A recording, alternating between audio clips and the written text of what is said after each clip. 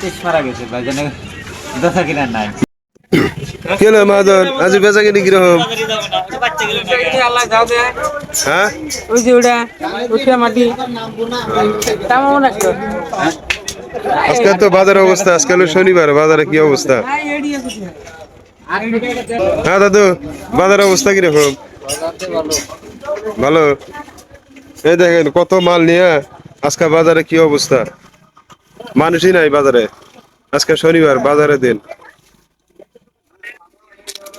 আজকে বাজারের দিন। এখন কটা বাজে? 2টা বাজে আর দোকান বন্ধ আরম্ভ করছে, বেচা কিনি নাই। হ্যাঁ, দোকান বন্ধ করেন কে?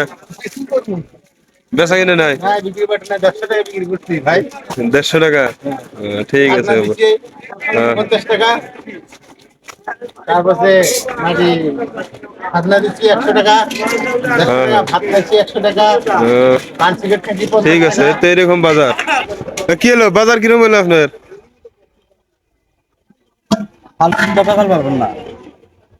এই তো আজকে বাজারের অবস্থা তো দেখলেন, এই দেখেন মাল গুড়িয়ে বন্ধ করা ধরছে আর কি। এই তো বাজারে এরকম অবস্থা। ওই যে আরেকজন আছে, দেখি আর কিরকম। ও এ আবার তো ভালোই ই করে রাখছে।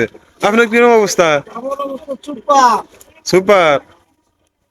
ঠিক আছে, আপনার সুপার হলে তো ওইটাই ভালো। হুম।